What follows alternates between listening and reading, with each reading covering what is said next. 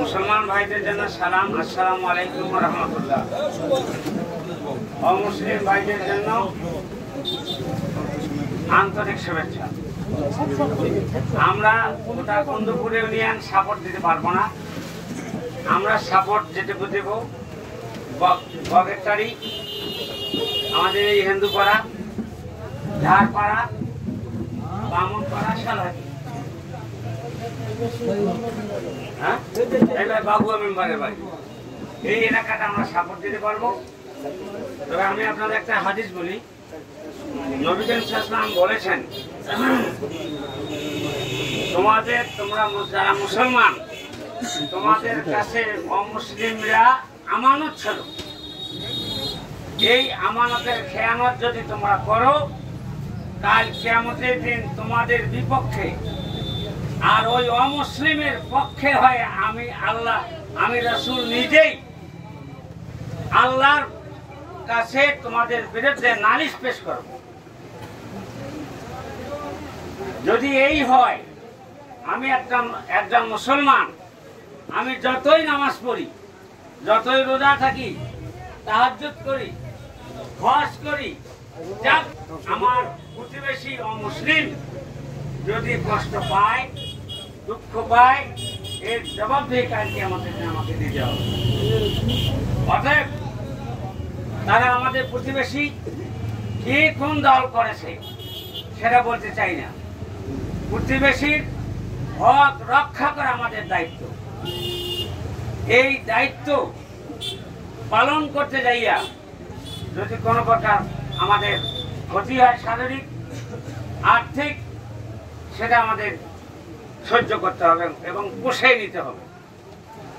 আমি গতকাল আমাদের যে প্রোগ্রামটা হয়েছে আপনারা জানেন, আর নীলফামারীতে আমার কয়েকজন হিন্দু ব্যবসায়ী আমাকে ডাকছিল, আমি গিয়েছিলাম জহরের সময়। বড় বড় হিন্দু ব্যবসায়ী, তাদের সঙ্গে বসেছি, আলোচনা করেছি এবং তাদেরকে অভয় দিয়েছি। পুলিশে রাতের বেলায় আমাকে বলা হয়েছে যে ওই তরুণী বাড়ি এলাকায় কি পাড়া কয়, ওখানে নাকি হামলা হওয়ার কথা। তখন আমি ওদেরকে একটা নাম্বার দিয়েছি, মেজর আফতাব সাহেবের, মেজর মাহমুদ সাহেবের নাম্বার দিয়েছি। আমরা এই নাম্বারে আপনারা কল দিবেন, সঙ্গে সঙ্গে তিনি আপনাদের সাড়া দিবেন এবং তিনি আপনাদের যা সুরক্ষার ব্যবস্থা করতে হয় তিনি করে দেবেন। আসলে তেনারা সঙ্গে সঙ্গে আমার কথা মতো নাম্বার আমি দিয়েছি, সেই নাম্বারে তারা কথা বলেছে এবং সঙ্গে তাদের ব্যবস্থা হয়েছে। আজকেও দুপুরবেলায় আমাকে ডাকছে, আমি 10টায় বেরিয়েছি, যাই যেতে আমার 12:30 হয়।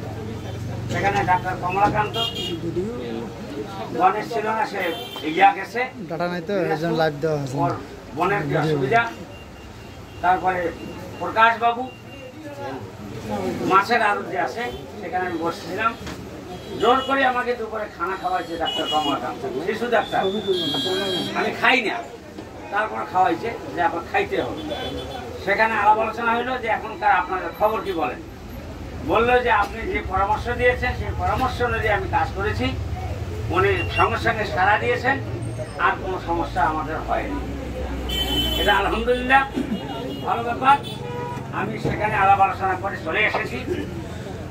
আমার মূল কথাটা হলো এই, আমরা একটা কমিটি গঠন করব।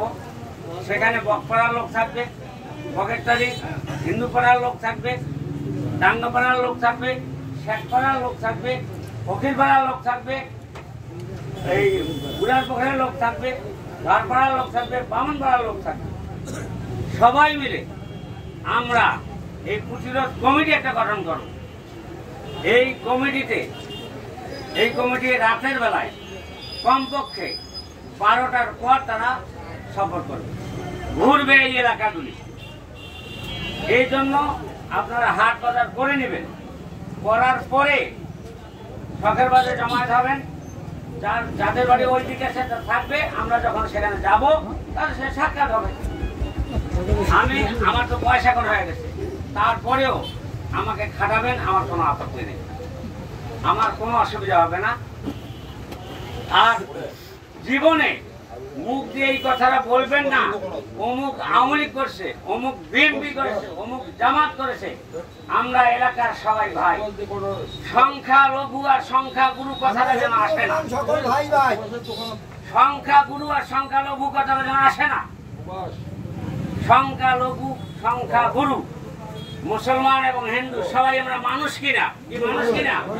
আমরা সবাই মানুষ, আমরা একই স্তরের লোক। তাদেরকে কি আল্লাহ ইয়া দেয়? আল্লাহ সূর্য যখন তাপ দেয় মুসলমান পায়, হিন্দুরা পায় না? কি পায় কিনা? চাঁদের যে আলো হয় মুসলমান পায়, হিন্দুরা পায় না? আল্লাহর বৃষ্টি যখন হয় হিন্দুরা পায় না আর মুসলমান পায়, এটা কি ঠিক? সবাই পায়। অতএব আল্লাহ সৃষ্টিকর্তা যার পৃথিবীতে আমরা এসেছি, তিনি যদি সবাইকে দেখেন, আমরা সবাই সবাইকে দেখবো ইনশাআল্লাহ। ঠিক আছে কথা? ঠিক আছে। কেউ কারো কাছে কোনো বিষয় আমরা ছড়াবো না। আমি আর কথা না বাড়িয়ে, আমার খুব জরুরি দরকার আছে, আমার টেক্সটাইল যাইতে হবে। আমি একটা টেক্সটাইল যাবো, আপনারা সিদ্ধান্ত নেন। আমি ফিরে এসে যেন আমি সিদ্ধান্ত শুনতে পাই এবং সেই অনুযায়ী আমরা কাজ করতে পারি।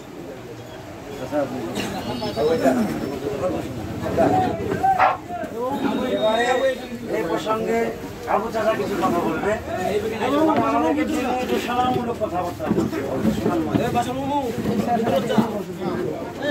আচ্ছা, সিট বেড়েছে, আরে ফ্যান আছে।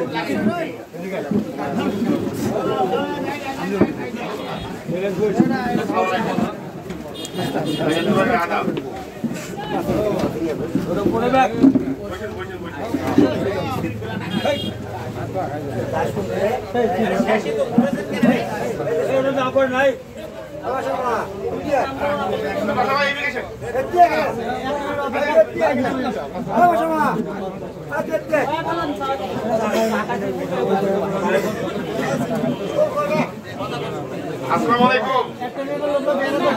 হিন্দু ভাইরা আদাব। অন্যান্য জাতির মধ্যে আমার শুভেচ্ছা রইল।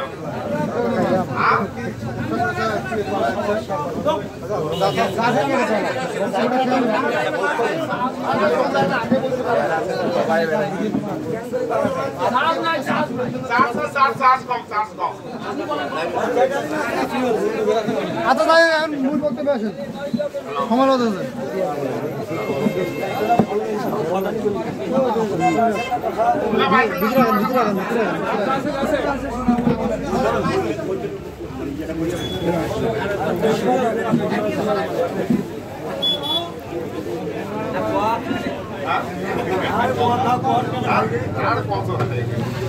হ্যালো, আজকের কমিটি সম্পর্কে যে কয়েকবার আমরা উদ্যোগ নিয়েছি, হিন্দু মুসলমান এবং অন্যান্য জাতি যারা আছে সবাই মিলে আমরা করবো, যাতে কোথাও কোনো দুর্ঘটনা না ঘটে এবং বাজারেও কোনো ঘটনা না ঘটে। অনেকের মনে কিন্তু অনেকের ক্ষোভ থাকতে পারে, কাজে এই ক্ষোভের বশীভূত না হয়ে আমরা সবাই মিলেমিশে কাজে কাজ রেখে আমরা সবাই একত্রিত হয়ে আমরা এটা পর্যন্ত কমিটি করে তারপরে আমরা মনে করতে রাত্রে হোক দিনে হোক, খালি রাত্রে পাহারা দিলে হবে না, দিনে রাতে সবসময় মনে করেন যে হাটে বাজে থাকতে হবে, দেখতে হবে, তাহলে আমাদের এই কমিটিটা ঠিক থাকবে।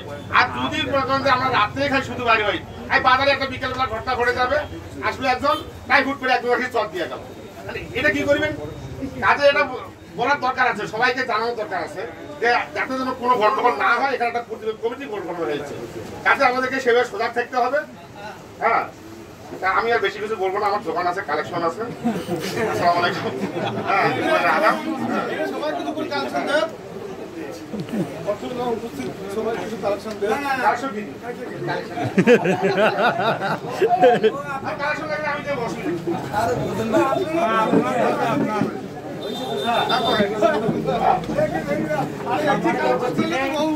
এবারে পর্যায়ে দিক নির্দেশনামূলক কিছু বক্তব্য, সংক্ষিপ্ত বক্তব্য রাখবেন গোলাম রব্বানী ভাই।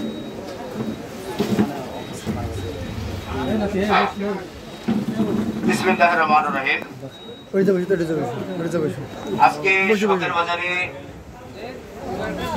মাত্র এলাকায় অন্যায়ের প্রতিরোধ কমিটির গঠন উপলক্ষে